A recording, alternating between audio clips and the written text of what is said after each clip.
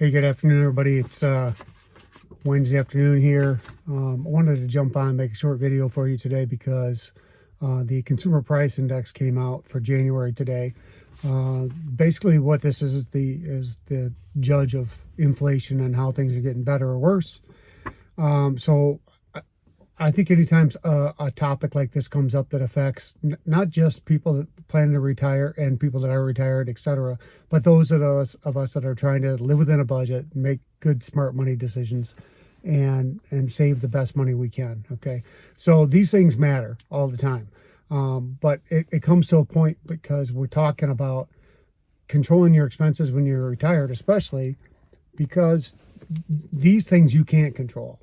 And when inflation goes up, basically what happens is that your investment values go down. That's just the plain and simple of it.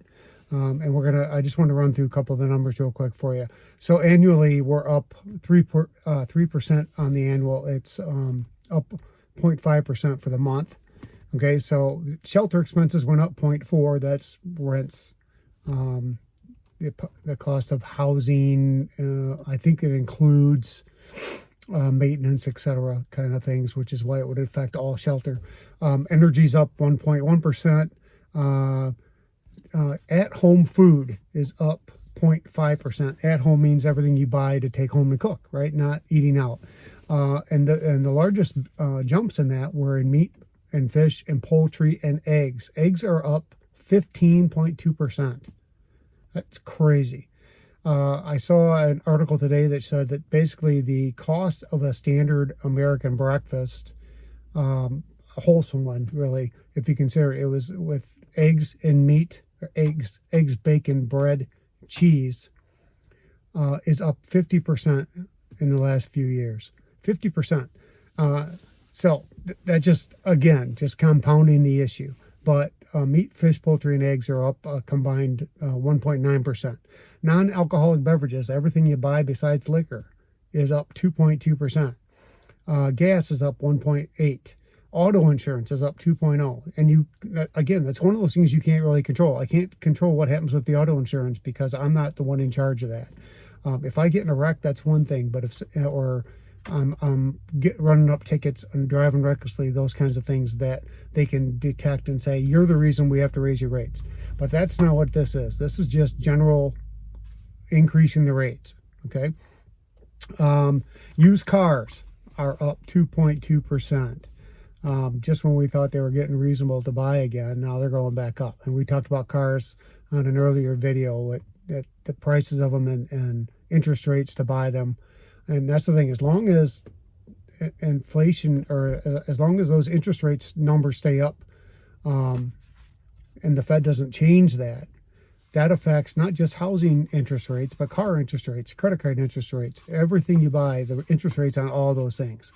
And so these are costs, again, that we can't escape from. These are everyday costs that everybody pays for. Energy was up 1.1%, and that's using natural gas was up even more.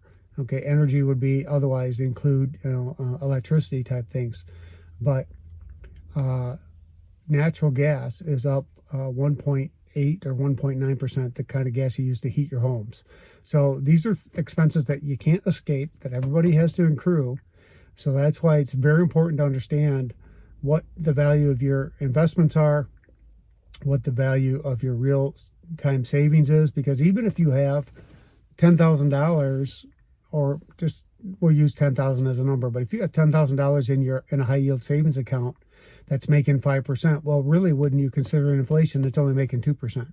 Now that's still better than the 0.4% that most banks are paying on savings accounts right now, but you're really not making out as much as you hope you would. Same thing goes to if you look at your investment accounts, and if they're making 8% or 10%, which is pretty safe numbers, really, take out that 3% you're paying for inflation every year. Now you're only making about 5%. So those things add up, and they add up quickly. And it's not something that we can change a whole lot of. So you need to make sure you're planning, especially I would say when you plan out your retirement money and how much money you think you need to live, make sure you're including at least a 2 or 3% interest amount every year to that number. So if you need $1,000 this month, you need $1,000 plus 3% next month or next year as the rates go up. That inflation goes up every time because now your expenses are higher than you thought, and it's going to eat into your withdrawals quicker and make that number go down sooner. All right, well, that's all I got for today. Just wanted to hop on and talk about that. I don't know if you can tell in the background, it's snowing up here in northern Illinois. I'm supposed to be catching a flight this afternoon back down to Florida to visit the family. So thanks for watching, and we'll see you next time. And the next couple of videos will be in the sunshine. So